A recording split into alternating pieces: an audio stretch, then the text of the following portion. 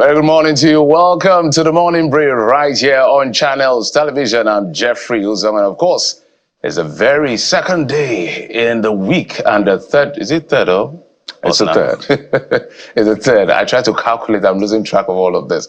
We're going to have a great time together, and there's a lot to talk about on the program today. And I'm not alone. Kayode is right here. Absolutely. Is it by my left now? Well, yeah, depends on where you're looking from, but definitely your left. Good morning. Welcome to Lagos. We're live for you, and it's the breakfast show, the Morning Brief. I'm Kayode Okikule. So finally. Right, is in Galatasaray as we speak. I know there's been, Jeffrey, it's a lot of back and forth with Osimhen's transfer or no transfer. Was meant to be to Chelsea. In fact, let's go all the way back. There were different teams that were trying to get Osimhen. I think I heard PSG at some point, Arsenal, then Chelsea. It looked like Chelsea was going to be the deal. Then Saudi came in, and then all of that just fell through. And it was basically going to slug it out with this club. But then the coach said, hey, we don't have plans for Osimhen, literally. So man had to say, okay, I have to find a way out. And guess who came knocking? Galatasaray. At the end of the day, it was he just had to make a move because that's the window that was open for him before it closes, and eventually they had to make do with what was available. And I feel very sad to say what I just said because this is the African Footballer of the Year, Kayode. So I know this debate is going to be a big one. Bless you, Jeffrey. It's a big debate. Should he have gone to Galatasaray? Should he have taken a pay cut and gone to Chelsea? Should he have gone to Saudi Arabia? There's a lot of moving parts in this conversation, but one thing is very clear. This is Osimhen and his life, his career, his decision.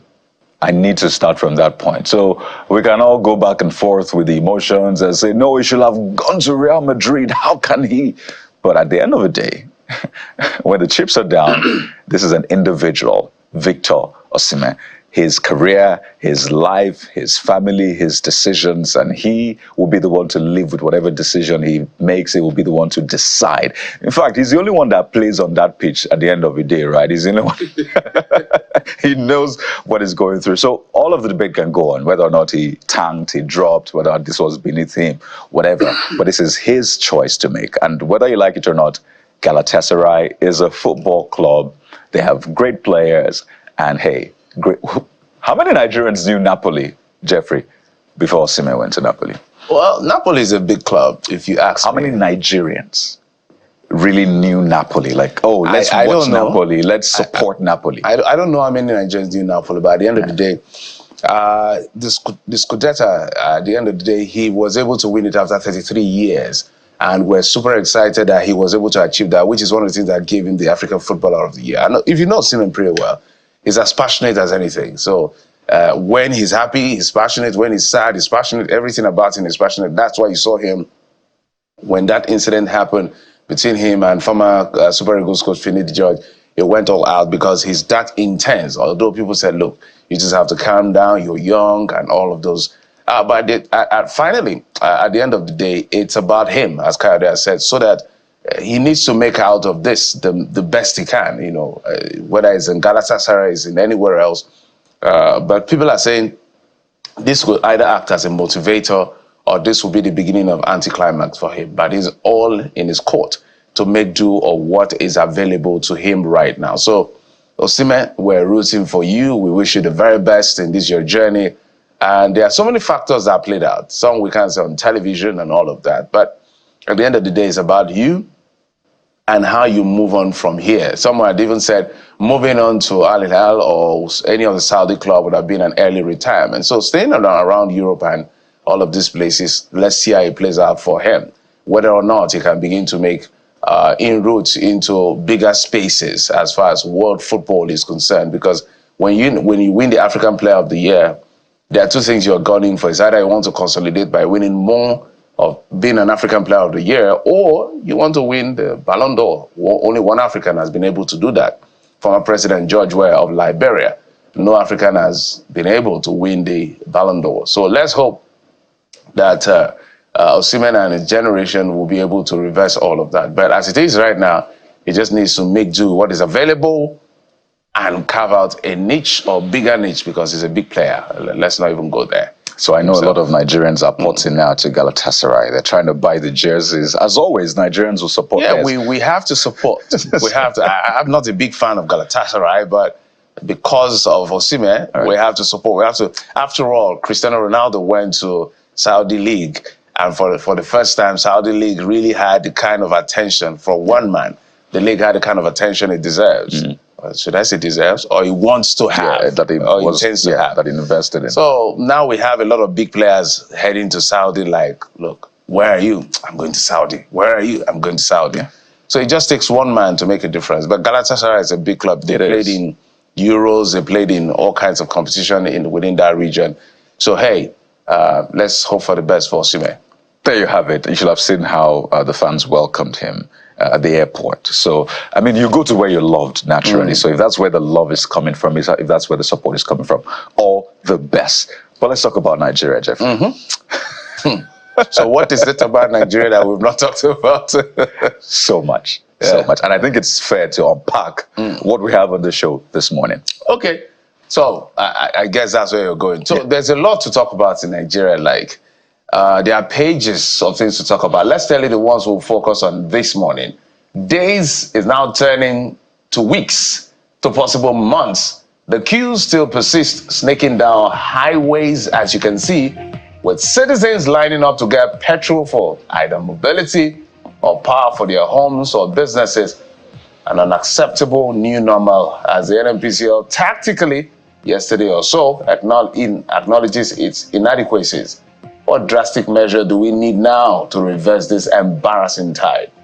We're going to the petrol stations this morning, literally, to get you what is going on. But that's not all.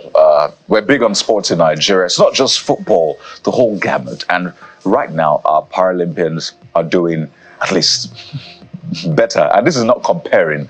3 times lesser budget, that's what they have, compared to the Olympians who returned medalists. But the Paralympians are making Nigeria proud in faraway Paris with our very first medal. There you have it from the game. So today, we'll make a case for Parasports, and persons at the vanguard will advance the proceedings on the show. We will draw that comparison. I will draw that comparison. There you go. 2012, you can't help it. These guys went there and made us proud, where the Olympians did not come with a thing. They did it again in 2024, so we'll draw that comparison today. All right, that's not all. Not many people really appreciate are comfortable with things like pranks because of the uncertainty in outcomes and even possible danger. Well, but we'll be joined by a young man whose creativity finds expression in pranking people. We all have questions for him, and he'll be here to answer for himself. You don't want to miss. How many of you like pranks? You like prank? I'm not a big fan. Depends, really. You know what? He will join us on the show this morning. That's why he's going to answer for himself. You know, it's fun when you're pranking people. Yeah. But when you're on the receiving end, it's not always fun, particularly if it's extreme. But this young man says he's doing it the appropriate way. So it's a conversation we'll explore. So get ready to maybe be pranked or not. But I can tell you this, you can join us on the show, and this is no prank. Hashtag CTV Morning Brief, or head over to WhatsApp right now. You are the third person literally on the show. That's the WhatsApp number. Send in your videos. If there are few cues, which I know they are where you are, let us know what's been your experience. And I know a lot of people have been speaking to that. So we want to share this with the world. We have people in charge that should ensure that we don't go through this. So let us get your message to them. That is the number, or you can just head over to social media and find us, hashtag CTV Morning Brief. We're here for you. Absolutely. So that's how you can be part of the program. But we'll take a quick break. When we come back, we'll bring you your top stories, and then we'll start the big conversations for the day. Join us again.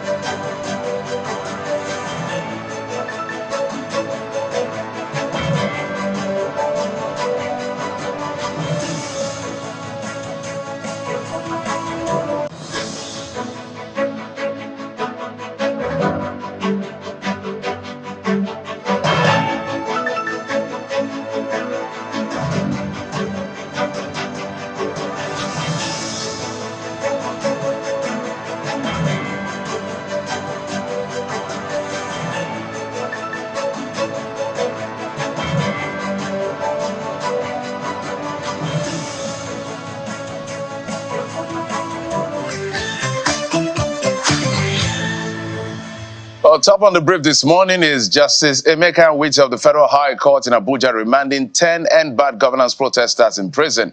The judge remanded the 9 male protesters in Kuje prison, while the female protester was remanded in Suleja, and also fixed September the 11th for trial and ruling on bail application by the protesters. This followed the arraignment of the protesters for alleged treason, mutiny, and intent to destabilize Nigeria, charges to which they pleaded not guilty, following their participation in the August 2024 nationwide protest to end hunger and bad governance. The 10 persons who were arraigned before Justice Emeka Nwite are Michael Daramoye, also known as Lenin Ademi, Bayomi Suleiman Yakubo, Paolua Simon, and Angel Innocent. Others are Buhari Lawal, Masiu Sadiq, Basha Bello, Naruddin Hamis, and Abdulsalam Zubeiru. In the meantime, the Nigerian police has declared a British national, Andrew Wine, and a Nigerian, Lucky Obiang, wanted for allegedly plotting to overthrow the democratically elected government of President Bola Tinubu. The first spokesperson, Muyiwa Adejobi, accuses the British national of building a network of sleeper cells to cause chaos and topple the government. The police alleges that preliminary findings suggest they orchestrated and funded violent protests, disseminated false information, and engaged in a plot to overthrow the government of the day. According to the police, the wanted suspect, Mr. Wine, also known as Andrew Povich, and his coordinator, Obia, had fled the country. Investigations have identified a foreign mercenary, Andrew Wine, also known as Andrew Povich or Drew Povey. The man has many identities. A British national who built a network of sleeper cells to topple the government and plunge the nation into chaos. He rented a space at the Labour House in Abuja for an Iver Valley bookshop and established Stars of Nations schools as a cover for his subversive activities. Documentary evidence and confessions revealed that Andrew Wine issued directives, monitored progress, and provided finance and operational guidance to achieve a constitutional regime change in Nigeria. He mobilized and deployed several billions of naira to his Nigerian collaborators, urging them to mobilize the public to violently storm police facilities and military barracks, anticipating a bloodbath that will instigate international condemnation of the Nigerian government. Well, that's the police speaking about Mr. Andrew Wine, but Andrew Wine has a different version of events. He said he's not a fugitive, he's not a terrorist, and all of these allegations are false. His wife also spoke to the media, exclusively to Channels Television, saying all of this is false. She was alleging that somebody who the British man is owing, is responsible for these trumped-up charges against him, against her husband. And he says he's ready, as long as his safety is guaranteed, to answer to any questions that the Nigerian government has against him. So we needed to bring that up, bring you up to speed with the response of Andrew Wine and his Nigerian wife. Let's now head to southern Nigeria, where at least 10 travelers have been feared kidnapped by sea pirates along the Bonny Port Harcourt waterway in Rivers State in southern Nigeria. Though details are quite sketchy, the district chairman, Maritime Workers Union of Nigeria, Rivers State District, Israel Waribo Peppo, confirmed the incident and number of victims. When contacted, the police public relations officer told our correspondent that they are aware of the 10 people that have been kidnapped, but that the Commissioner of Police, Olatunji Disu, has mandated his deputies and the DPOs in the area to make sure the victims regain their freedom as soon as possible. Let's also bring you some other stories and tell you that there are proposals to, among other things, a slash in the salaries of legislators by 30% and that of the executive by 40%, and the need for the presidential, National Assembly, governorship, and State Houses of Assemblies elections will be conducted in a single day to reduce cost. This was proposed by the Joint Committee on Electoral Matter during an interactive session with judiciary and political parties led by the chairman of the Senate Committee on Electoral Matters, Senator Shara Fadin Ali, on the National Assembly Review Amendment of the Electoral Act 2022. Among the 35 proposals presented by IPAC Chair during the three-day retreat, the political parties maintained that the appointment of the Independent National Electoral Commission chairman should no longer be the responsibility of the executive, rather it should be advertised to interested parties. I therefore crave your indulgence to use this very rare opportunity to share with the Joint Committee those areas that you refer to as being contentious and in need of review. It will interest you to know that this is the first in a series of consultations. And now to more stories in what is perceived by the APC in Plateau State as a continuous marginalization of their members in the State House of Assembly is causing unease as they call on the Speaker to inaugurate the remaining 6 members immediately. Speaking during the stakeholders meeting at the party secretariat in Jos, the party chairman Rufus Bature, an immediate governor of the state and senator representing Plateau South Simon Lalong condemned the action of the Speaker for not respecting court orders which directed him to inaugurate APC members of the State Assembly. In business news, the President Bola Tinubu has approved the appointment of Dr. Mansa Mukhtar as the chairman and Dr. Olashukbo Olusi as the managing director, chief executive of the Bank of Industry. Also appointed are Mrs. Ifeoma Uzoakpala, Mr. Shakara Omar, Mr. Hussein Effiong, Ms. Mabel Ndagi, and Mr. Rotimi Akinde as executive directors, among other non-executives, as well as independent non-executives. In a statement by presidential spokesman Ajirin Galale, the new chairman, Mr. Mukhtar's career spans decades in finance, international development, public service, and academia, as the president urges the appointees to accelerate industrialization. On international scene, the United Kingdom has said it is suspending some export licenses for military equipment to Israel.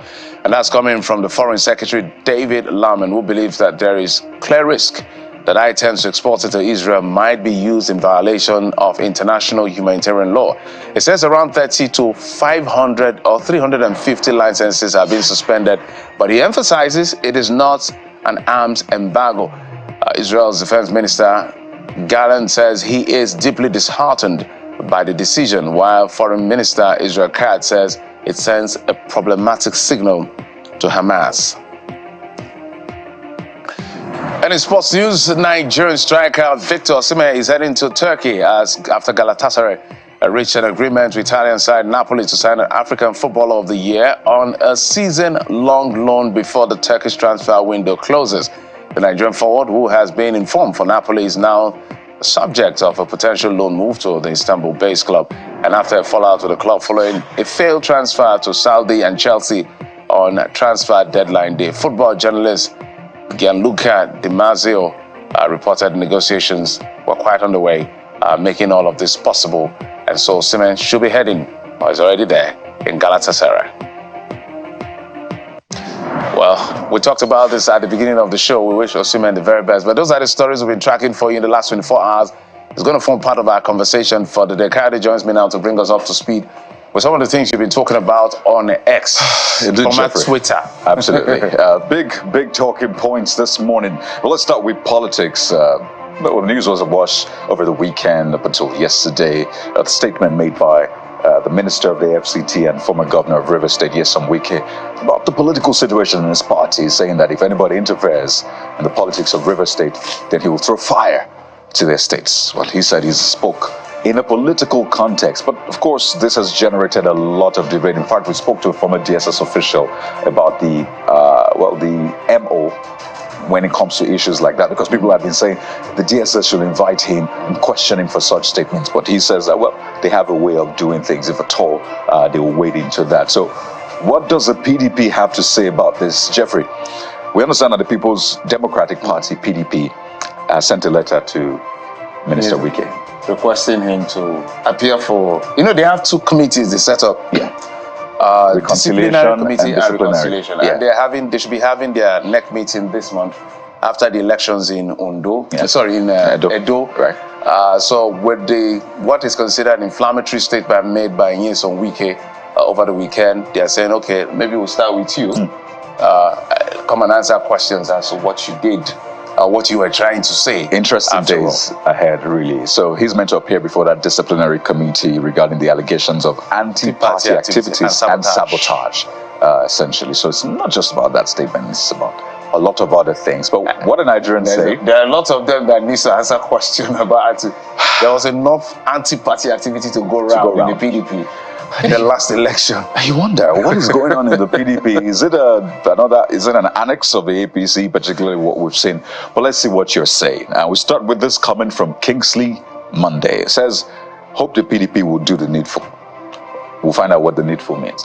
When you overbear someone who thinks nothing can be done to him, irrespective of his or her faults, he will take off your eyes if possible. PDP, do the needful. Kingsley Monday, what is the needful? So people have said that when Wike was governor, you can see how intense, aggressive, very, I'm trying to look for the word, you know who Wike is. Yeah, that some of the things he does now, he will not even tolerate a tenth of it if he was governor. And these guys, it looks like the Governors Forum of the PDP have now said enough of this. Right. Well, because that is the strongest pressure group in any political party. If they are for you, good for you. If they are against you, look at what they did to Jonathan in 2015. In 2014, they moved out of the party and Jonathan lost that election. Literally. So if the PDP governors have decided enough is enough, it's going to be a tough one for him because he's a minister that can be fired. They are governors. So at the end of the day, so let's see how it plays out. But is there a word against his? Right. Because even the reconciliation committee and the disciplinary committee, there are some members of the party who don't even agree with the composition. They say it's one-sided in the first place. So there is a Wike and there is the Atiku end of this argument. Let's see. Ahmed Fuller Josh says is not bigger than the party. He either honors the invitation or the party will have no other option than to expel him, and he can't do anything. There you go. Abdullah is next, saying, when the general is weak and without authority, when his orders are not dear and distinct, when there are no fixed duties assigned to officers and men, and the ranks are formed in a slovenly, haphazard manner, the result is utter disorganization. And this is a lot of poetry, really, for politics. I love this, really. Ben Samuel said, over the past few years, the PDP seem to be handling issues with this organization of a village gathering, showing a complete lack of direction. And Uwana asks a very interesting question that I've heard a lot of people ask, and here it goes. Isn't it ironic that the PDP is going after Wike for anti-party activities when the party itself has been riddled with internal conflict and betrayals? So this user says maybe they should focus on fixing their own house before pointing fingers. Says this looks like a move to silence a strong voice rather than address real issues within the party. All right, the police has declared Mr. Wine, the Briton and Nigerian wanted for attempting to overthrow the government of Tinubu. So these are your responses. A Briton and a Nigerian. So Bakat Sin says, sometimes there are things which should not be made public. It could further erode the trust of citizens in what government says next time. This is a serious matter not to be trivialized through this medium. There you go. And this next user has this to say about it. Let's take a look at that. It says, you know what? Let's move on to yet another issue. By the way, this is a big one. You can catch the exclusive we had with Britain on our social media handles and on YouTube, where he explained his own side of the story. Him and his wife. And his wife, exactly. So we'll see how that plays out. But let's tell you about another, expatriate, literally, who's also been caught in the web of sorts. And this is the Binance executive in court. We'd like you to watch this, and then we'll come back to give you reactions to this.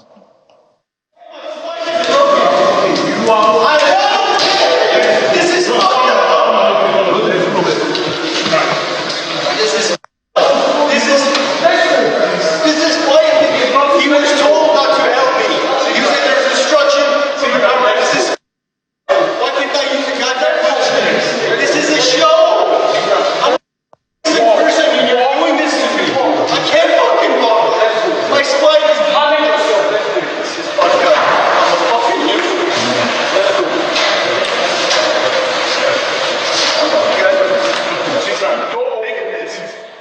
go, Gambarian.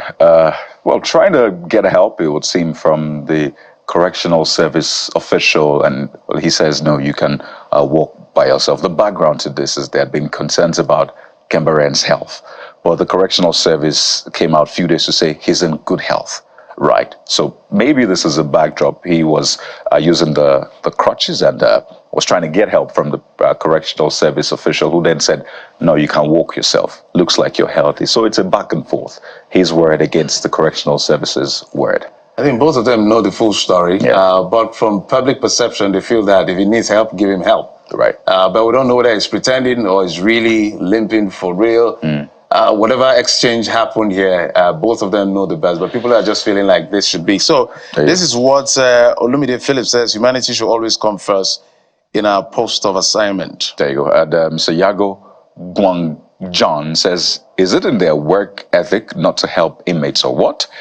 Then look for someone who can do it. Sometimes this user says, doesn't understand how some people seem to lack professionalism in Nigeria. But you know, the last time there was help rendered, one of them escaped. So I don't know if this is also part of the backstory, but as Jeffrey said, everybody understands this. We don't know what it is. So let's also tell about the gentleman who returned that $10,000. I think it's now 16 million, Abi, in an aircraft. If it was cleaning the aircraft and he found this $10,000, he's been rewarded and given double promotion. This is what you're saying, Obanla Yusuf. This is a commendable act. Giving him cash reward and double promotion would do his world some good, as well as encourage other citizens to embrace the act of honesty.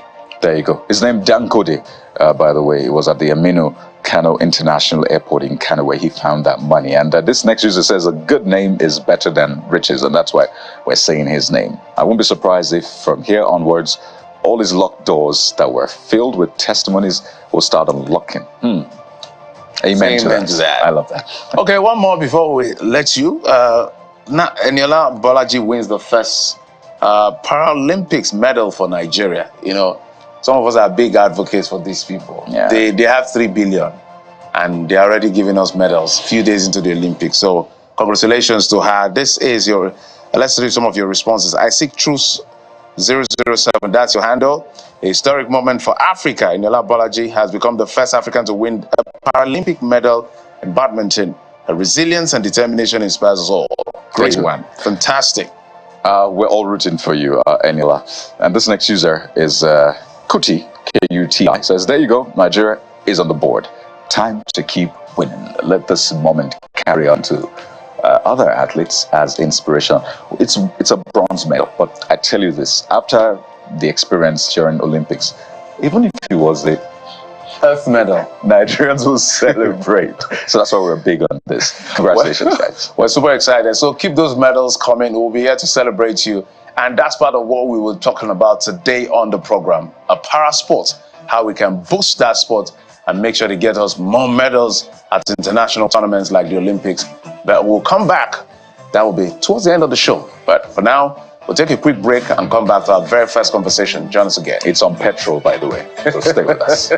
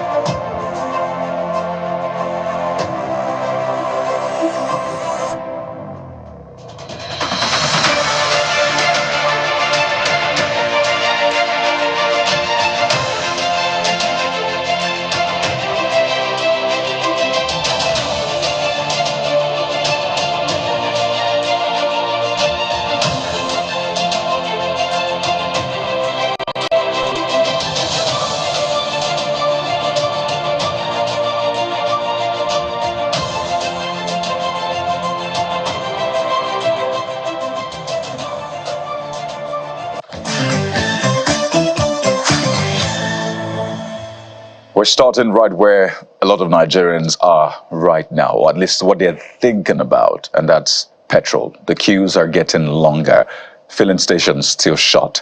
And this morning, we find out if there is hope or renewed hope on the horizon, or we'll continue like this.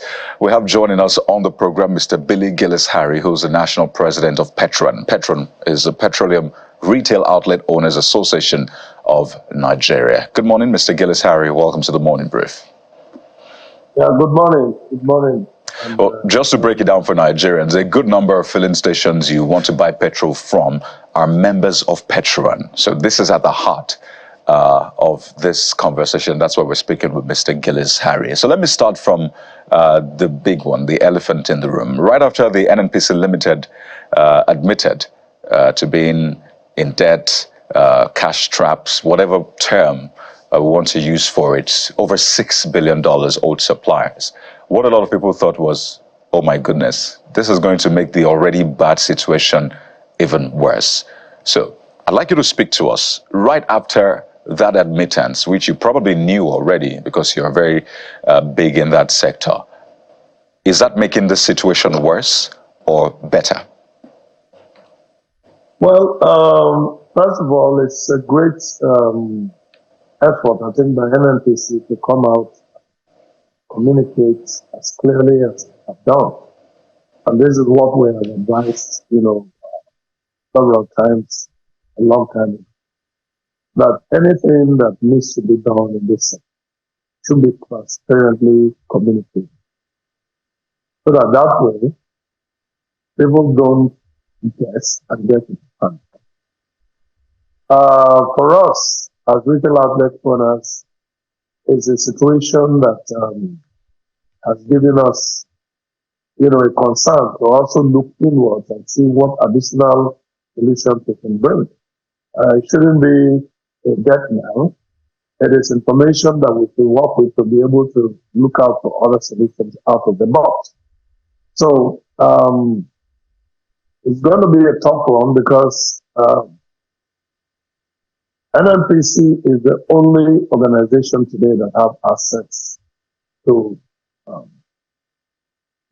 expendable dollar in top PMS or any product at this time, because they have a ready market where the crude oil and gas is found in Nigeria exported to, and the end dollar, which is the main currency that's involved in importation of petroleum products. And given that our refineries, trials with carbs is not really, coming on stream. So it definitely means that we have to think out of the box and become creative in certain ways that to be able to help us to serve Nigeria. For my members, we have suffered a great deal. You see our filling stations busy and big and bold across the country, but there's no business to tell the same story. So it's a concern for all of us, but it is not a debt now. I think we can all think out of the box and come out with a solution. All right, Mr. Gillis-Harry, there are lots of things rather that we can pick out from what you've said. The goal is simple, and I think that's also important to reiterate. Petrol, it's as simple as that. Nigerians want to have petrol available to them at a, considerable cost, right? Not people buying it for 1,000 naira plus, some outrageous prices that we see out there. So that is quite simple. And all of the conversation we'll have today will be geared towards that. You've mentioned that now you're looking for creative ways to find a way to solve that problem, Jeffrey. And I think that creativity is what we're looking for. But I'm very interested in the point he made about the NNPC Limited being the only organization that has access to expendable forex. If NNPC that has access is owing $6 billion plus, I just wonder. So that's why we say sometimes with the NNPC is like the more you look in certain things, the less you see. On one hand, he said that they've done the right thing by acknowledging that meeting, some of us are still not impressed, because if you look at the tone of that statement, they did not admit. They just used the word "we've acknowledged" in national dailies, and then began to smartly put words together. So I don't know why all of that is still a thing for them to come clean as to what they are doing with all of this. Mr. Glisaris, let me bring you. I was talking to Kayode, and I said that I know you had commended the NNPCL for coming out with that last statement, but even with the last statement, they were tactical. They were not brutally honest as they should be. We are in trouble. They just were smart with their words. So that's why even when the NNPCL is doing anything right, it looks like people don't even believe them, because on one hand, you denied yesterday, and then tomorrow you're tactically saying we have an issue, and it's been back and forth. But at the end of the day, for the Nigerian, they just want to see fuel. They want to see cheaper fuel. I was coming down, I listened to the radio. People are screaming, I bought for 900 and something, 1,000 something, and all of this. So that question about whether this is another backdoor to increasing pump price of fuel is also on the front burner. But my question to you will be, if you're saying that NNPC is the only one that has access to capacity and all of this to be able to import fuel, where does that leave us? Because the NNPC is in huge debt. Although they say they are paying, they open the credit line, they are paying first come, first serve basis. But we have a problem. So if they are the ones with the biggest vote, and this is happening to them, what does that leave all of us? Recall that when the deregulation regime set in 2023, some members who have access to Forex, were also importing.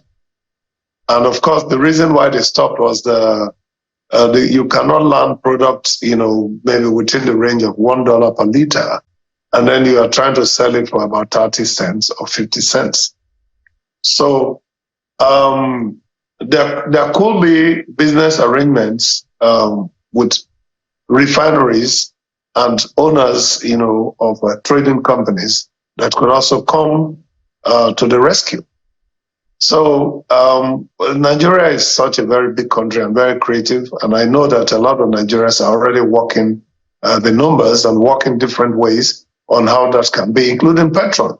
Petron is also putting together a couple of ideas that will aggregate funds and see how that in itself could become a solution. So yes, NNPC has the capacity. Incidentally, we are here where we're here. We hope that we can hurriedly walk this rope and get out of it. But yes, I do agree that when information is given, they should be brutally frank so that we know exactly where we stand. But like I said, it is not a death knell. We can look out for ways on how we can make this happen better. So what does that mean explicitly then, looking for ways to make it better? Well, what that means is that a lot of us are looking for solutions on how we can be able to contribute. And Petron is in the forefront of that. I know that a lot of other sister organizations that have much more bigger capacity than Petron is also doing the same thing. Pardon me, Mr. Gilisari. So, I understand that point. So what I mean is this. The problem is that NNPCL or NNPC Limited, as the case may be, they've said we're owing over $6 billion, almost $7 billion. Suppliers, that we're owing suppliers, so they're meant to give us products, petrol. We'll talk about the refining capacity later on. So they're meant to give us petrol, but because we're owing, we're not able to get that petrol from them. In fact, it's been reported that some of them are even close by already, but they don't want to give the product because of the debt. Whether or not that is true is another thing entirely. So are you saying that in that creative manner, Petron wants to now come in and say, for example, we have this $1 billion, right, that we've been able to get. How about we get the product and deliver to the people? What does that creativity mean? Do you want to get into the exporting now? Is that something you think will help? Or what exactly are we thinking about creatively? There are so many things that Nigeria can do actually to get tradable dollar, which we have left for decades. Our agricultural sector which sustained this country for several decades in the early days of our independence. We needed to get back to that. And of course, right now, there is a very strong need of a pharmaceutical starch across the world. And Nigeria is a very fertile ground to also grow cassava and also maize. So there could be a very smart and fast way of talking with everybody concerned. It's not just only Petron that should work on it. The governors should come to the rescue. Land should be accessible. We should start to look for how we can get additional income, and in a very speedy and very creative way to be able to pay for our export bills. Now, this is what I think that we should focus to do as a country, and I do encourage our government to start looking into that area.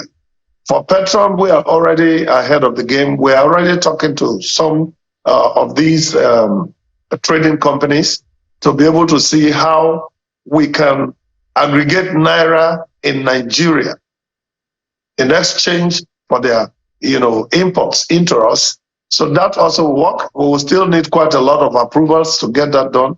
But some of our members already have import licenses, which have been dormant due to these foreign exchange challenges, and also the pricing of the petroleum product, which, like I've said earlier, there's nowhere in the world today that you can import 1 liter of product unless it is massively subsidized for less than $1. And you already know what our dollar to Naira ratio is today.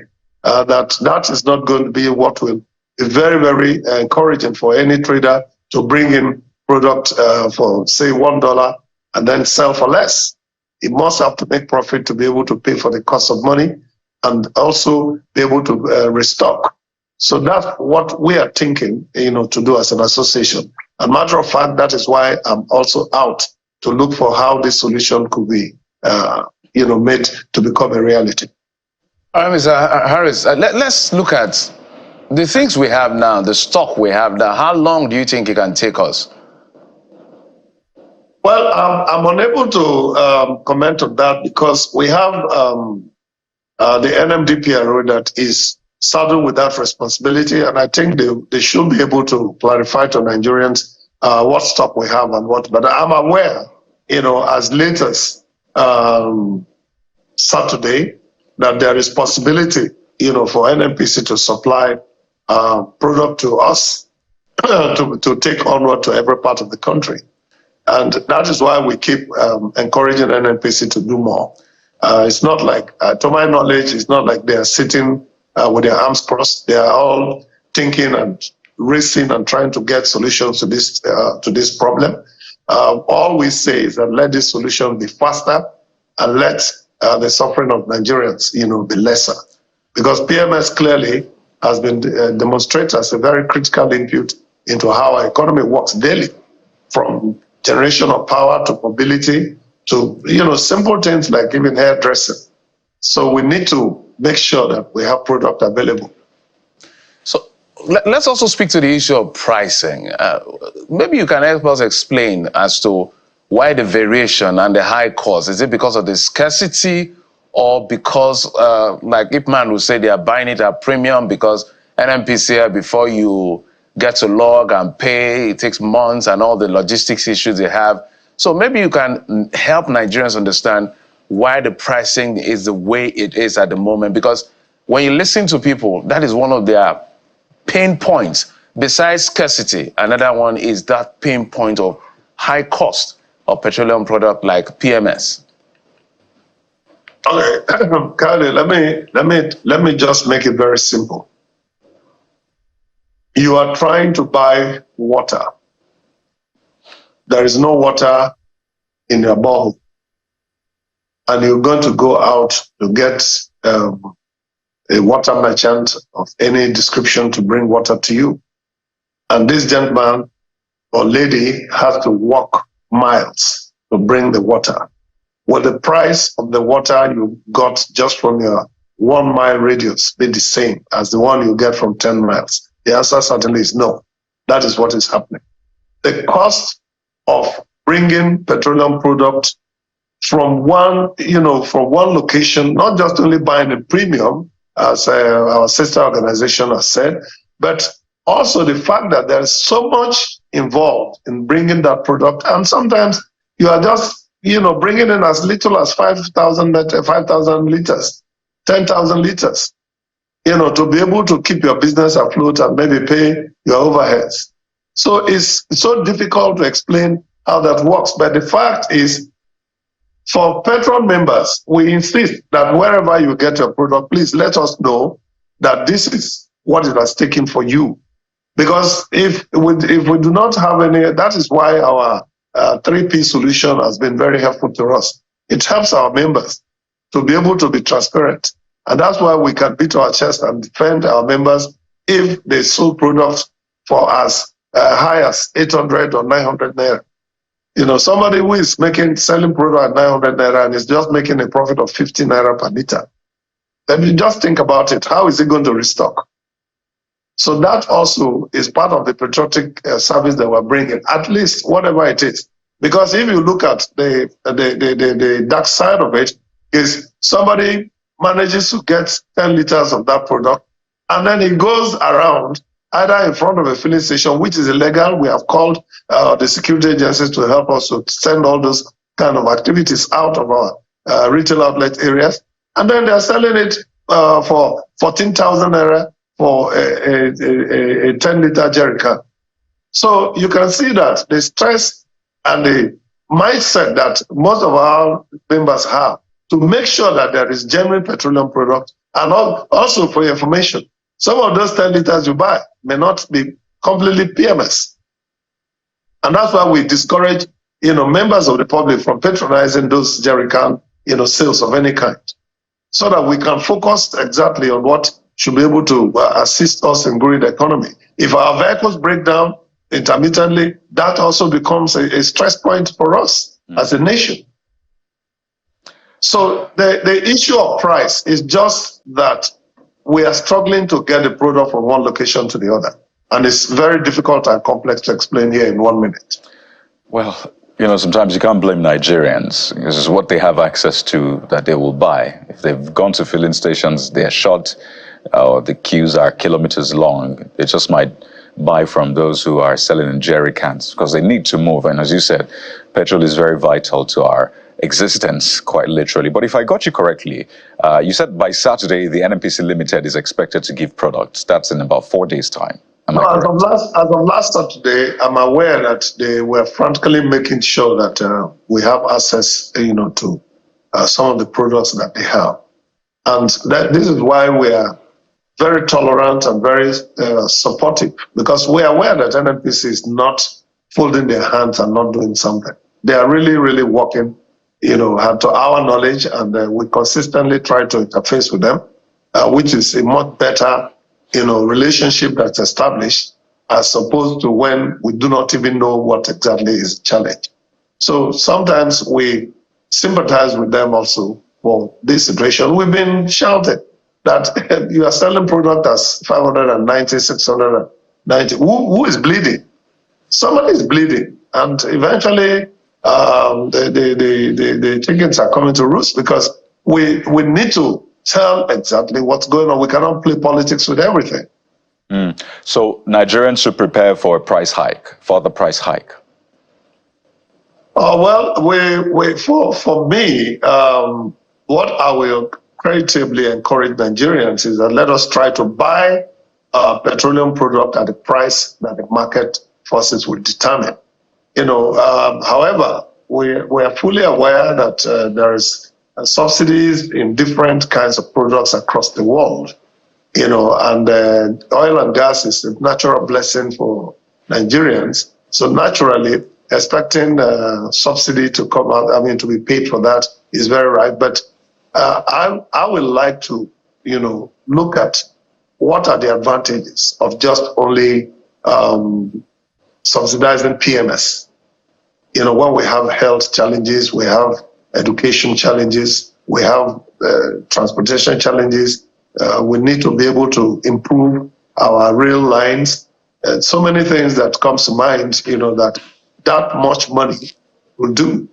So all of us as stakeholders, I believe my senior partners, Beman, Dapman, Ipman, even Nupeng, PTD are all willing to bring in their best, and all that somebody like me will be requesting is that let's have an open air, mic within ourselves on how all of us can think and bring a solution to the table. It may be something that NNPC alone should not be doing all by themselves in their boardrooms and their executive, offices. We should all come together and look at the situation and provide solutions. It's been said that the NNPC Limited should be properly, listed. If it's a limited, then it should go the full hog, be a limited in spirit and in truth, not just in name, so that we can see some efficiency, effectiveness, and the rest. So basically, the prices are not staying at 600 anymore. In fact, some have already increased it, and it looks like that's where it will stay. So Nigerians should get used to this new normal. But I'm quite curious about the promises that have come the promises have been made rather, but they've not come to fruition. That's the exact expression. And I'm talking about the refineries.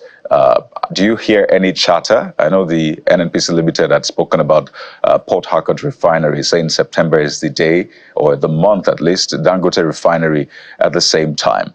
So are you hearing any chatter? And is this going to change anything? I know Nigerians need a lot of hope, Mr. Gillis Harry. So are you hearing anything from where you are? And will that change anything significantly?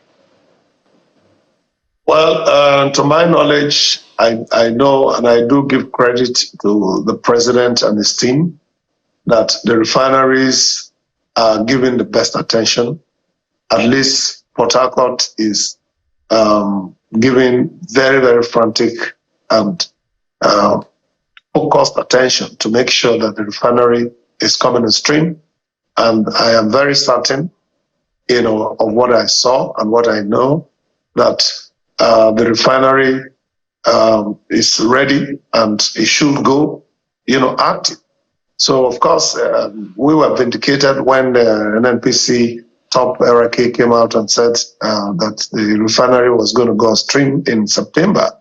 However, this is just the beginning days of September. Every day, my heart, goes out to those young men and women who are doing the best they can to make sure that the refinery comes on stream. And I believe that will happen.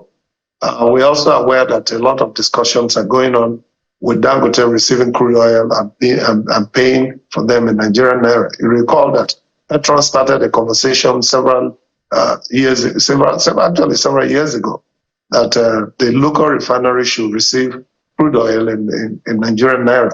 It will help in cushioning our values, our currency value. And I can still encourage Nigerians to expect that the Nigerian refineries will grow to life and will produce for our daily petroleum consumption. Whether NNPC is going to do that in the first week or the last week, that I don't know. But I do know that a lot of progress has been made. Well, it's cheery to hear you say progress has been made and we should be expecting product this month. Some of us, until we still believe it's a lie. No, it's the truth. It's just a way of managing expectation. So that is now, they now say, okay, you were too pessimistic. I will say, oh, sorry, we're too pessimistic, because we've seen this timeline come and go until we see those PMS roll out or whatever product rolls out of Port Harcourt refineries and trucked out. We're not going to believe them. And that's some mindset for Nigerians, and you can't blame them for that. But we hope. It's our refinery, so we just hope it's going to work, because at the end of the day, it's going to benefit all of us. Nobody's going to be happy for failure to continue, no. So that brings me to the next point of, we spoke to, I think, Mr. Martin Onovo yesterday, who is a petroleum engineer, and he talked about a leadership challenge. It almost feels like one is a prophet of doom, and it's not true. It's just the fact that you can extrapolate based on trend. So I'll give you an instance. We know that the power grid will collapse again, not because we want it to collapse, but because the experts have constantly told us on this program that the things that need to be done, the right investment have not been put in place. So we need to continue to face that challenge. It's like a chronic issue that will be solved one day, but we're not there yet. So with the petroleum and gas sector, or oil and gas sector, we also have those challenges. So in your mind, from where you sit, what can we start to do now to minimize the repetition of some level of failures that we've seen in that sector, or maybe a matter of what the challenges that we've seen that has led us to some of these crises we've seen across board affecting our economy, which you've mentioned in the conversation today? Well, yes, listen to that interview, and of course, it's very important for leadership to be accurate. We should have, square pegs in square holes and round pegs and round holes, and ensure that whoever that is saddled with responsibility actually knows that it is not a show. It is a call to service, and service that really need to be given from the best of your ability, in addition to doing more. Because while you are called to, be in charge of petroleum in Nigeria, you are practically, the president of the country. That's what it is. And that's why we see consistently that the presidents have not relinquished the office of the main minister of petroleum to anybody. So we need to, even though I don't agree with that, because I've always looked at it from the perspective of efficiency. And so because as president, you have so much to oversee. So just saddling yourself with one ministry or one assignment could itself become detrimental. So my advice, and this is what I'll keep saying even in my dream, is that we wake up as Nigerians to first of all smell the coffee and know that nobody will do it for us. We have to do it by ourselves as Nigerians. We have to understand exactly what is required. We need electricity. There is no need for us to be dependent on power grid that has been there since 1924, thereabout. And we have refineries that are quite young. Most refineries in the world that I have gone to visit are about 80, 90 years old. Nigeria's refineries were, yes, one of them came with the Shell and all of that in the early years of our independence. But the ones that were built by our former president all came on stream in the 70s. So they are not that old. And we needed to pay attention to maintenance to make sure that these refineries were working. And today, when you go inside, when you investigate into the rot that has gone on, it will baffle you that fellow Nigerians have not done what is required to get our system working. Wow. So my advice is that let the leadership procurement process be, made to be more efficient and service-driven, and very efficient service-driven, if I may emphasize. I think that's the only way we can get answers, and any other thing, because everything starts with leadership. All right. And falls with leadership. Mr. Gillisari, in one word, so does that mean there should be repercussions for what Nigerians just experienced? The reality is that if there are no repercussions, there will be no corrections. All right. So every single thing that we do, we should be held accountable for it. There you go. And the concern I have is that Nigerians don't seem to be able to speak up when it is required for them to say, look, this is not correct. All right, Mr. Gillisari. I'm sorry, I asked for one word, but clearly you have given us more than that. But it's important to make that point. You can't keep taking Nigerians for granted. And we also want to maybe advise or admonish Petron that you can have a list of filling stations across states that have products so that people know where to go to rather than going around burning the fuel that you don't have looking for petrol. So Petron can also give out a list, maybe updated on a weekly basis or twice a week. These are the filling stations that have petrol in these states. Nigerians, you can go there. I think that will help Nigerians, right? Well, I can tell you that we are already doing that. We're having product. Where can we find that list, Mr. Gillisari? No, it's not up yet. It's every difficulty that comes, tweaks the to look for solutions. I So would love to we are see working that. on that. And thank you for On giving social us- media, I'm sure Nigeria, in fact, it will be a major sell for, for your outlets. But I would like to thank you so much, Mr. Billy Gillis Harry, who is the national president of Petron. You've always made yourself available. Thank you for your time on the show. Thank you so much. We'll take a moment now.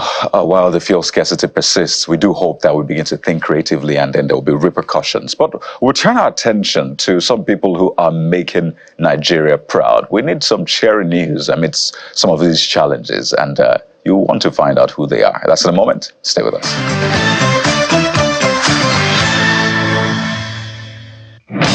It's a fast beat, unpredictable and full of surprises. The unforgettable moments, unprecedented passion, the victories and defeats in the world of sports makes it engaging. Fasten your seatbelts as we take you through every update in the news and on our shows. We define the moments of true sports. Join us.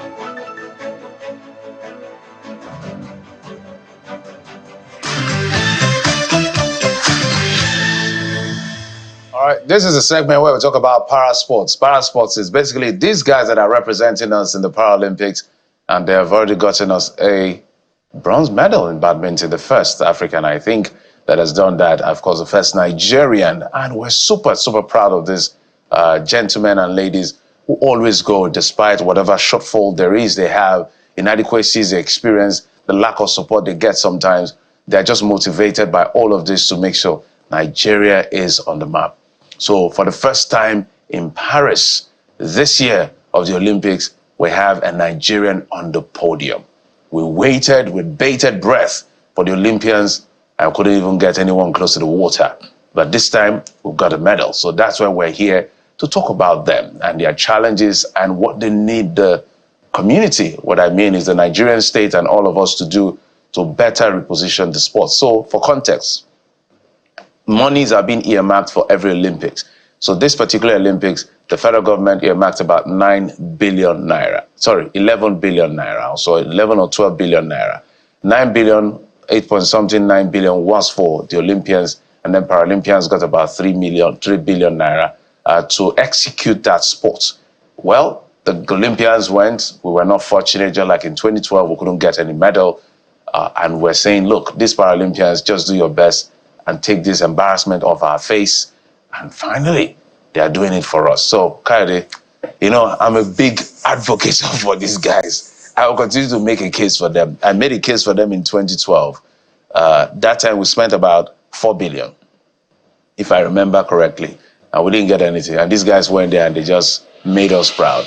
And then that has it has now repeated itself yet again this year. Right.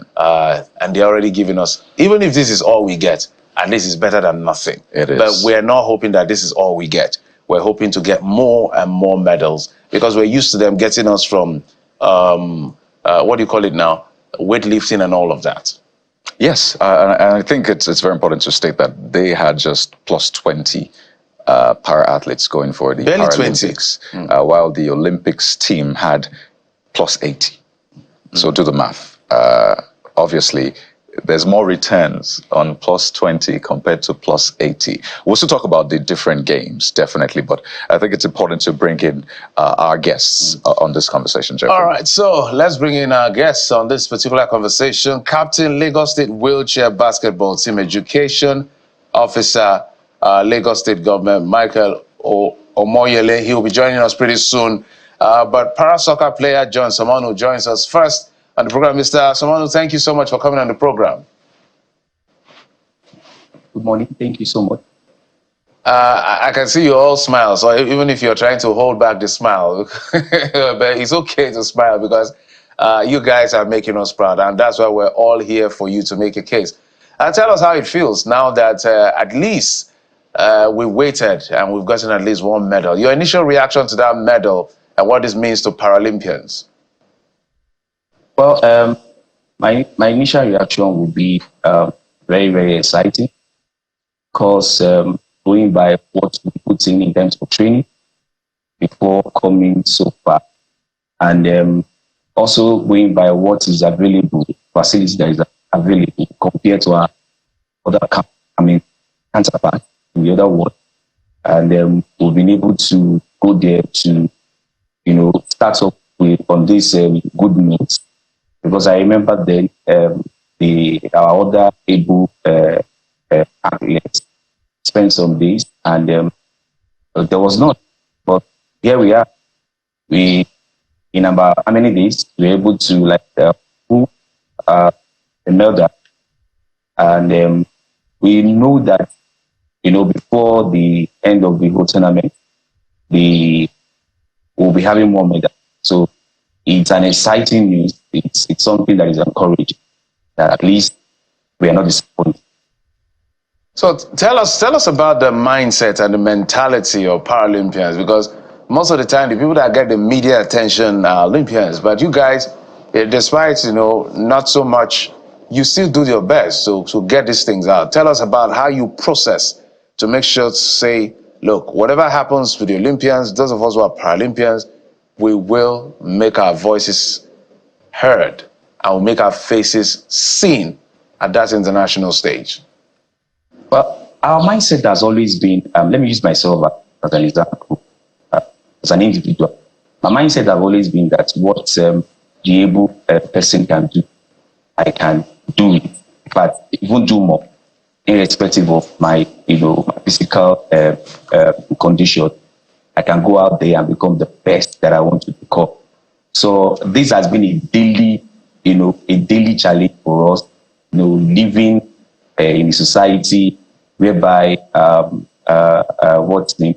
whereby things. Let me just put it that things are not that rosy, but you have to pull out your best to live. I usually tell people that once God Almighty has not taken your life, it means that He wants you to do something. So bringing that down to our training, sometimes we'll find out that sometimes when we gather together to train, the facilities are not there. And people don't really come to watch us. So we are like in that sort of cage, and we're like, okay, fine. If we're not coming to watch us, let's encourage ourselves. Let's do what is best for ourselves. Let's just come out there and show the world that there is not only ability in disability, but there is capability in disability. You can also do what you can do once your mind is made up. So whatsoever we see, don't train, we pull it out, we pull every other challenge out. Even sometimes when we train at times, it's not a place that we should, but we go ahead and still do our training, pulling our best. So that's why if these medals are coming, it's a thing of joy for us that our timing, our training, the facility that we have been given to train with does not deter us not to get to where we want to get to. And it's beautiful to see what Eniola Bolaji has done, as well as other para-athletes. And I've compared the delegation, or at least the athletes that went for Olympics to Paralympics. I know some say do not compare, but these are facts out there. 84 for Olympics, participated across 12 games, no medal whatsoever. For para-athletes, 24 participating across 4 different sports. And we've already gotten 1 bronze medal. So there's para-athletics, there's para-badminton. Very first time Nigeria or Africa will get a medal in para-badminton, courtesy Eniola Bolaji. We also have para-powerlifting and para-table tennis. Just 4 sports, and it looks like at least we're getting returns. I'm very curious, because you've talked about you having to self-motivate, sometimes self-fund, self-support, and if you spent 4 billion naira in 2012, and it's still almost the same thing right now, or even less, do you think it's a thing about the funds being available, or how the returns are perceived? Maybe brands don't necessarily or readily pick para-athletes, for example, as brand ambassadors and the rest, or is it just a general culture here that if there's anything about para, we just look down on it? What exactly do you think is wrong, so we can begin to reverse it? Well, firstly, the fund is what's needed. The fund is needed, but at the same time too, I think it's also go beyond the fund, because while I was watching the ongoing Paralympics and event, I see people come to cheer these guys. I mean, my other guys up, to make them feel, see, we are not left alone. We are all with you. So coming back home, the fun is there. Then we also I want to say that the individual as well too should also take this privilege of coming in as well to also encourage people with special athletes. Let me take, for example, my sport that I do, para soccer.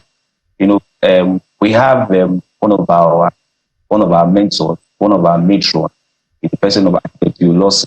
He has always been there for us as an individual, and he goes all the way out to make us feel that it is you guys, that we are after here. So whatsoever anybody is bringing in is for you guys, and you see that we all go and put in our best whenever we are having our tournament, there's always this Easter and Super 4 then. This also went by one of the company then. You know, the sports brought every paraplegic athlete from all over the nation. And you could see the excitement, you could see the encouragement. I feel what I'm talking about. None of us go back to the street because we know that when we come, this particular person is going to make us feel belong. It's going to make us feel that, come, guys, go out there and showcase what you have. So it's all about, you know, pulling the fun, but it's more about, you know, encouraging, making us to feel that, oh, whatsoever that we can give to your other athletes, your other able athletes, you guys can also get it.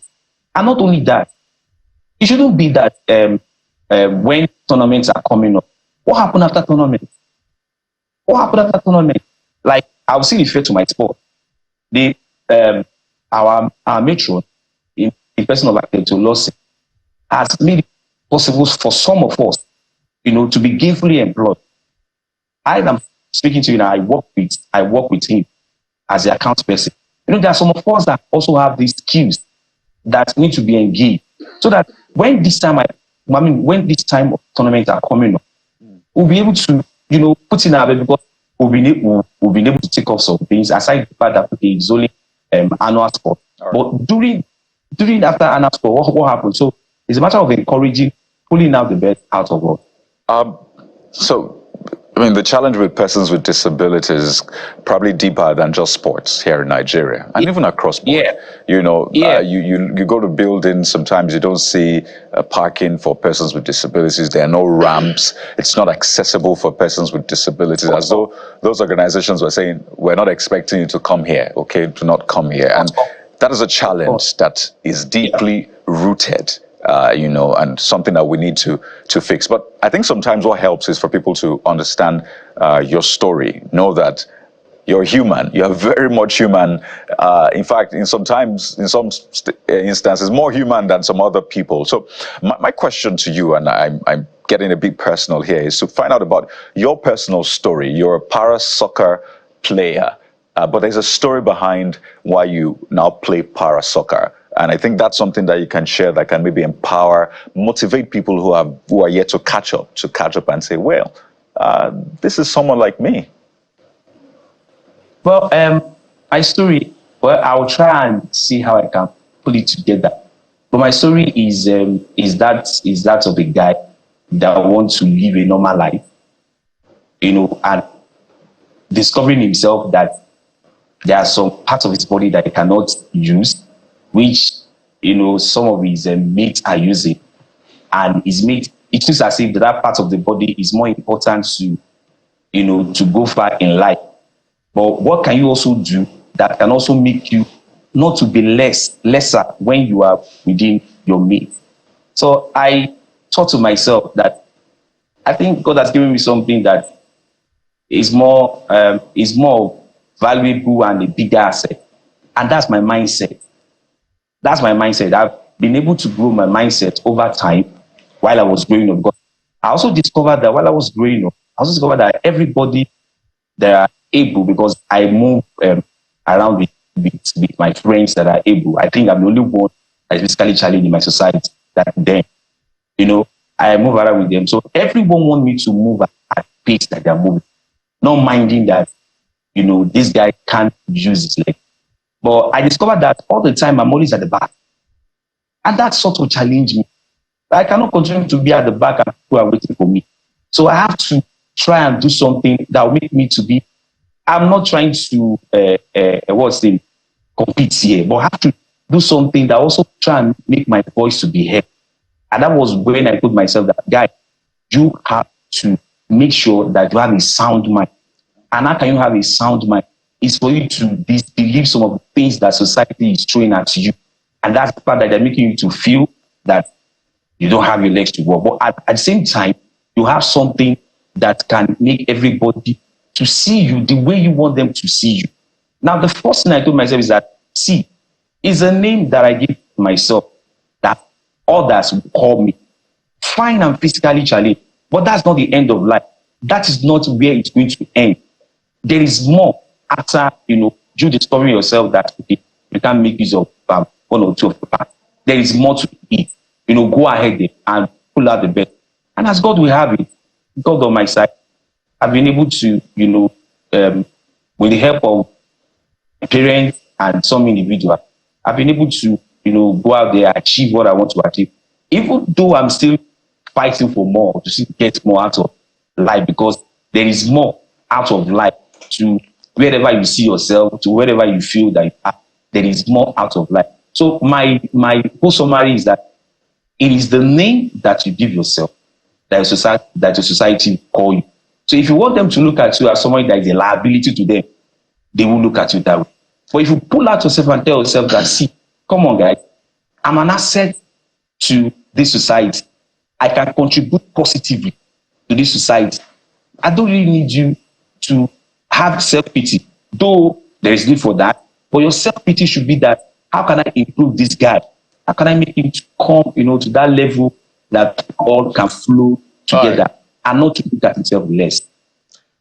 Okay, so let's take it further, because the whole idea of this conversation, besides celebrating what Paralympians are achieving in Paris and in every other tournament at the end of the day, is also to create awareness for the socioeconomic impact that the sports create, and which is why I want to come back to you. We're going to get Michael in any moment from now so that he can give us his take as far as the sports or parasports is concerned. I want to find out from you in terms of distribution of parasports. Which of the sports are really, if you were to rate the parasports that are really doing well in Nigeria? So, for instance, in Nigeria, we know football is a big deal. Now we're having things like basketball and other sports, but football ranks top and all of that. So maybe let me take this to Michael. Welcome to the program. We've been talking to Mr. Someone on this one. I will get your reaction first on your impression on what is happening with Paris, with the first medal coming in from Paralympians. But added to that, I wanted to also find out from you the distribution of parasports in Nigeria. Which ones are like the top 5 that are really doing well, and which states of the federation do we have those sports being supported? The reason is simple, so that it can be encouraged. This government is listening, private sectors, people are listening, as well as individuals who have goodwill are also listening. So you may never know who is listening to come to some support or come with some support. Well, it's a sort of dicey question, but I would want to. I know if I pick my sport, people will say, we need to see them on. But the fact remains that one thing I've come to discover is this: for every parasport that we see now, there is a sort of underneath work that has been done to come to the limelight now. Now, if you ask me, I will say, okay, fine, I'll pick my sport, parasoccer. Why do I pick my sport? Parasoccer is more or less like the football that we have, where we have the 11 aside. And when this sport is being played, every skill that you can think of in terms of football, you will find it there. Every skill that you can think of, you will find it there. The headings, the throw-ins, the penalty, the shots, the saves, you find it there. It's so exciting. And wherever parasoccer is being played, there are lots of crowds, there are lots of fans that come in, to cheer with guys. So even when we don't have a good facility, people still come and still cheer us up because it's a game that is exciting. There is never a dull moment. So if you ask me to pick, I'll pick my sport, soccer. Then I'll also pick basketball, wheelchair basketball. Then I'll also pick weightlifting. Then 4, I'll pick wheelchair race. Yeah, I'll pick wheelchair race. These are my 4 sports that I can say, okay, if private individuals come into this, we can be more. In fact, we can be bigger than other developed counterparts that we have out there. All right, let's take it to Mr. Oyele on this one. Mr. Michael, thank you for coming in. Just to establish that you can hear me. Yeah, I can hear you. Okay, I know that your colleague, Mr. John, had actually rated your sports as the second after his own para soccer, and then he added weightlifting on the third, and then another on the fourth. So do you agree with his rating? And I also wanted you to respond to the medal that has been won by Nigeria in badminton in Paris. Okay, regarding the rating, I would like to be factual. The top sports when it comes to para events in Nigeria as of now, you have to talk about powerlifting, and you talked about table tennis, para table tennis, you talked about athletics, you talked about wheelchair basketball, and you talked about para soccer.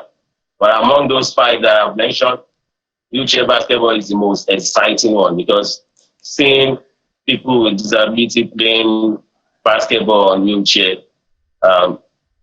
using the same rules, the same equipment, the same height of the ring, and making basket from the wheelchair. That shows how exciting the game is.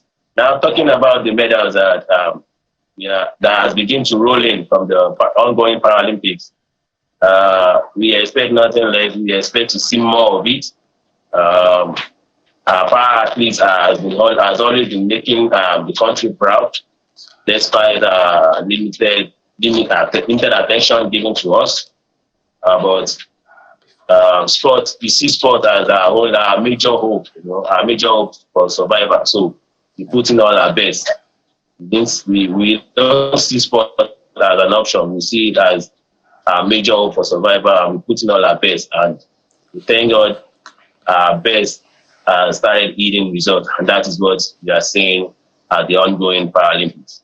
It will also be a good time to talk about the challenges. I know Mr. John had enumerated some of them from his own end. What are the challenges in your own sport, wheelchair basketball, from where you sit, as well as in the entire parasports arena, or I will call it an industry, if you will, or sub-industry within the sports industry?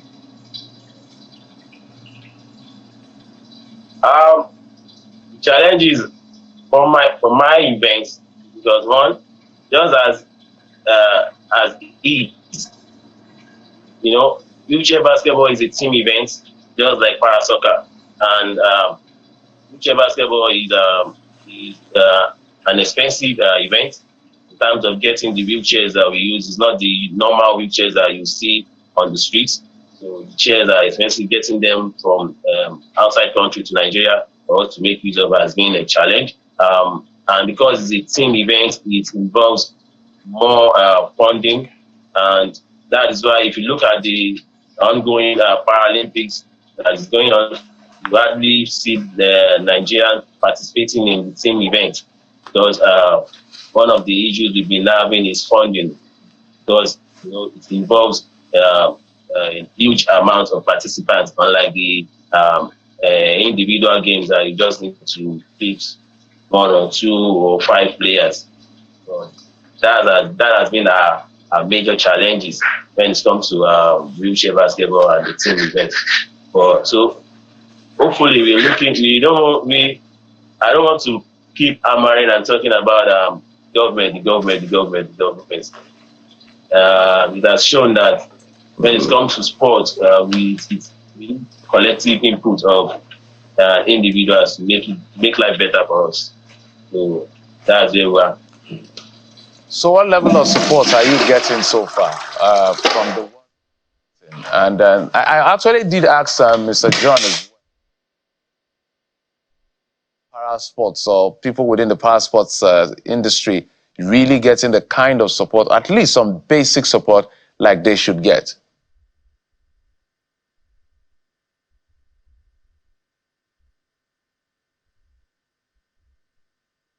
Mr. Michael, that's for you, if you can hear me. Just as, the wheelchair basketball, yeah, Yeah, I can hear you. Go ahead. Yeah, for wheelchair basketball, we are not getting the much support that we need. Fine, the government is playing its own role, but in order for us to participate in Olympics, we have issues with funding and all that. So mostly for the team event. But thank God for the federation president that we have presently. He has been working around the clock and bringing in private individuals to come in and support wheelchair basketball. That is why for the first time in the history of Nigeria, able to have a wheelchair basketball league in Nigeria for the first time. So that's the plus on the part of the federation president, and we're looking forward for more of that. So the more we keep getting engaged, the more opportunity for us to perform more in the global stage. Mr. John, I wanted to find out from you the regularity of how often tournaments are organized for you guys to keep you fit as much as possible, because most of the time, to be very fair, that when we really hear about parasports is when there's perhaps an Olympics or another maybe one African continental event. After that, we really don't know much about what is going on within that space. So how regular do you participate, and do you travel around as well, just like other Olympians who do other sports before every 4 years they converge at whatever location the IOC organizes this event? Mr. John, it's for you.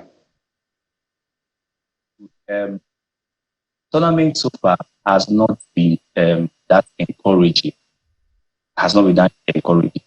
As far as I know, the soccer event had featured in the National Sports Festival, and I've been there for 3 times, and it's not that regular every year. And we've not really gone out of the state to attend any competition outside, and so far so good as well too. I think the Lagos State government has put their own effort. They try to 1 or 2 times organize tournaments for all the para athletes in Lagos State, which Parasoccer too is also involved. And like I said earlier, individuals too have also come in. There was a time that we are having these Easter tournaments for the Parasoccer, where I mentioned our mentor, person of Loss, has put that event together. For some time now, we've not been having that. But, despite all this, we continue with our training, we continue encouraging ourselves. Okay. As I speak, every Thursday on the island, we have our training. We come there to, make sure that, we encourage ourselves to talk to ourselves as well. Right. Mr. John, I must thank you, para soccer player John Somonu, as well as Captain Lagos State Wheelchair Basketball Team Education Officer, Lagos State Government, Mr. Michael Omoyele. Thank you so much, gentlemen, for coming on the program. We appreciate you and wish you the very best. Well, we'll take a quick break now. When we come back, we're going to talk to the guy who specializes in pranks. I want to ask him some straight questions. I want to find out the question. Join us again.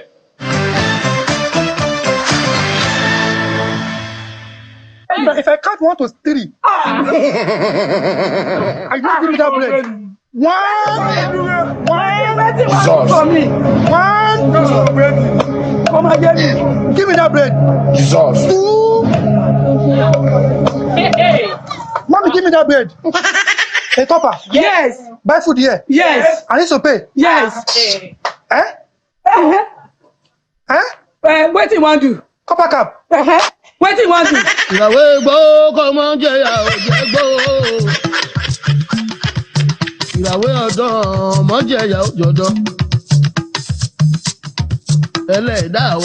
No, when I came here, I told her that I want to buy food. And I already give her my meal ticket to sign.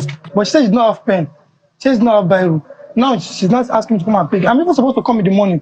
It's because that's why local government. Local government. We don't know any local government from here. Ben, give me my food. Now, mommy, hold on. Give me my money. Embarrassing me. You know that I'm a copper. Wait, hold on. Copper from where? I don't embarrass me. In fact, me marry Enrique. I want to know so me only give my sign ticket. Mo le ni mi o le say I want to go sanwó. Olóòtú me take my sign ticket. What you are doing is against the law. Against the what? Against the law. Against the law. Go and call your what do they call her? Your boss. Go and call her. You can be prosecuted for what you are doing. Because when I came here, you can see that I'm the copper. And I show you. And I show you. The copper for what now? Answer me now. From local government. You tell I'm from local government. Why are you embarrassing me now? From local government. Which local government? Yes. His name is Ayobami Ayinla. You know him as Kopa Correct. He joins us right here in our Lagos studios. Welcome to the program. It's my pleasure, sir. Good morning, I'm not a big fan of pranks. Okay, well. But, some people like pranks. Some people say, when you're the one that is pranking others, it's easier to handle than the one being pranked. Of course. So my first question is, seeing this scenario and other ones you've done, are you not worried of things can turn crazy and go south? Yeah, of course I'm actually worried, but the thing is, it's actually depends on the kind of prank we play out there. So I'm always very cautious of the length at which I go or the length at which I push my pranky. So I tend to always manage my environment very well. And besides, I actually walk around with my security guys also. Oh, really? I always miss inside within the crowd. So I always also playing along to make sure that everything is. You have a security team? Oh, yeah, I have a security team, sir. That means you have a lot of money. Let's come to this thing in your hand. Yeah, even my national logo. All right, this. What exactly is that? Is it just for branding or there's something inside? What exactly? Is that part of your brand? It's part of the brand. It's my logo. It's my identity. Why did you choose that? I chose that because it's actually something I get used to. It was the one that I've been using all the way from from my tertiary institution.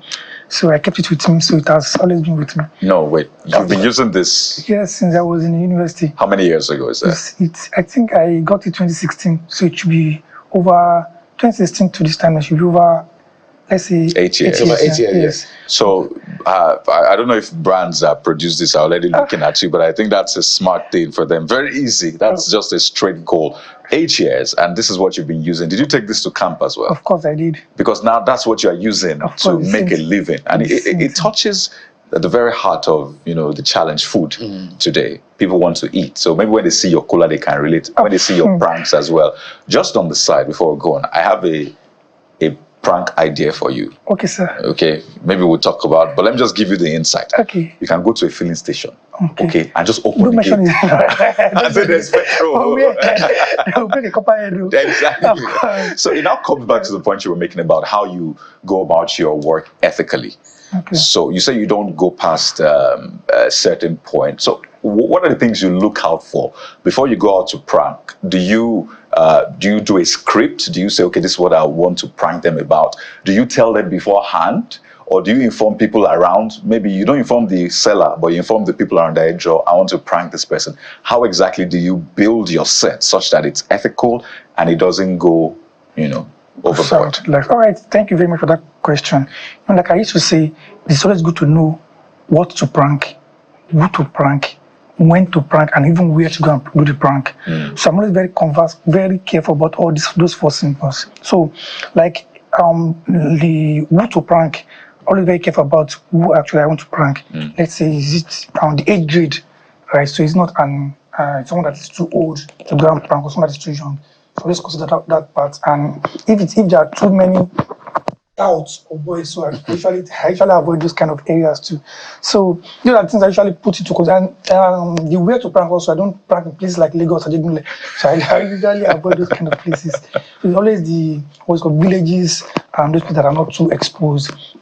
So not letting it going out of hands, because I usually consider myself not always, because it's only good to know when to stop, because if you don't stop at the right time, it might go south. I see that you want to get overboard. I'll let you talk. Once you talk, I just give one small hint, a copper. Before you know it, the person might just feel But imagine people recognize you already Yeah, that has always been that's one of the big challenge that I'm having at the moment because before you know it, like the one I posted not just today, this morning. Right. So before you know it, just like Kopa. So before I post one video, there must have been like 4 or 5 of it that must have been cut already. I would have just this is Kopa, he's a prank, we know him. So you have to scout for new locations. Just keep going. Like this morning I'm going to Ilorin from here. They already know that you're coming. Ilorin, they are watching you. Don't tell anybody. Don't tell anybody you're going to Ilorin. Won't tell anybody too that it's coming to Ilorin. So how challenging can that be? Being like we've watched. We have other pranksters on. I see them on Instagram as well as on TikTok. Okay, sir. TikTok. I like TikTok.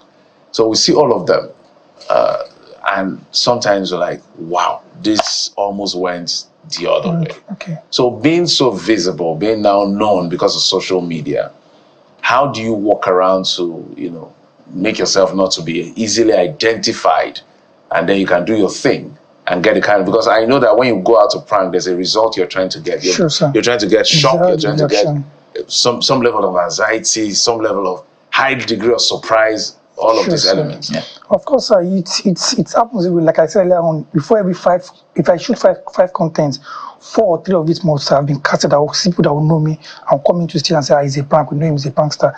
So what I usually do in those cases that I have my team on ground. So once we get to a location, we just scout. Once I move in, immediately I send way that identify me, guy, go and meet him. Go and submerge him so that he won't come in to stage. So once I see that everywhere is clear, so I can just go in and play the whole prank. Let's assume I'm coming to prank you guys here now. Yeah. So once I move in, I need to you know me, you're trained, that you know me. I'll just ask someone to come and meet you and tell you that you should not talk. So I'll just focus on the other people that doesn't know me. Fantastic. So you do a lot of work before you come out with the content. So when we heard that you were coming, we thought, okay, fantastic. Let us put word out there and just see how many people will respond and all of that. And a particular group of people, apparently they've been looking for you. And I know that this is a bit surprised. So what we'll do is we'll get them in. They've actually been looking for you, and they have police. They have police to arrest you. I'm saying uniform man. You're uniform man. So I can't prank you at this point. Okay, don't come again. Don't come here. You don't cast. We're trying to prank you right now. But what is the worst thing that has happened to you in this process? And I want you to tell us, what is the worst experience you've had?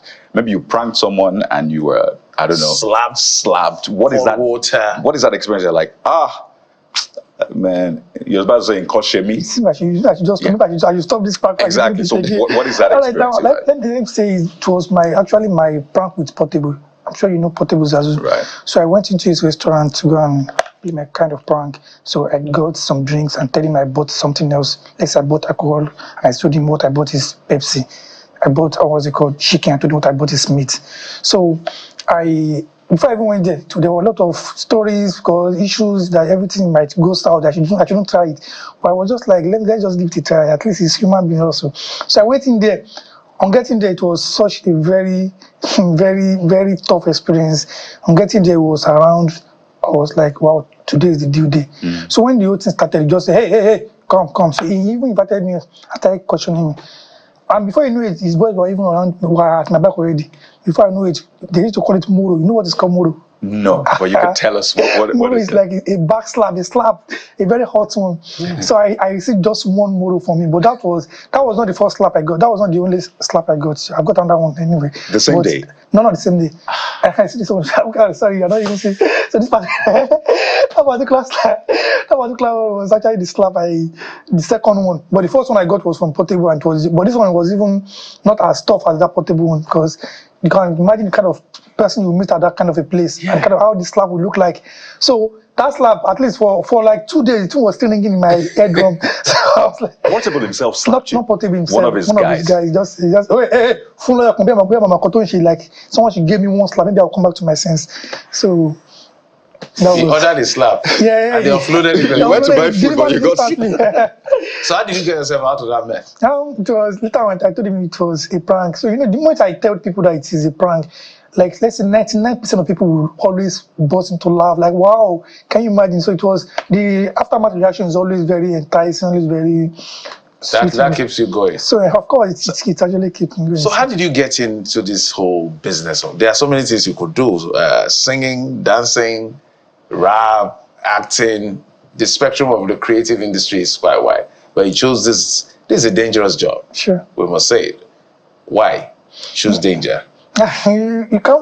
There is this ideology, or let me say stereotyping about pranksters, that people tend to see prank as being dangerous, of which is not always dangerous on the long run. If peradventure we give it the right view, just that my colleagues, or let me say people that also carry out some pranks, are making people to see prank as a dangerous job. It's not something that because it can be done in such a way that you won't harm your partakers, and you yourself won't put yourself in the situation of being harmed, because once you have enough enough security on ground, not only that, at least you also know what you're going to prank about. You're not going there to go out with cutlass and start chasing out people, not going with stick and the like. So just this is a normal conversation that people have on a normal day. You buy market, you don't want to pay. So people have conversation. You don't need to beat somebody for buying market or not paying you. Yes, you give me reason why I need to pay you. So that's and this person is coming in as like an alien who used to use me tickets and where it's coming from. Right. But it's not from. So they just want to explain to me why I must pay. So it's always an explanation. Right. So And there's also a lesson to be learned from pranking sometimes, is for people to be calm, right? Not to rush into reacting.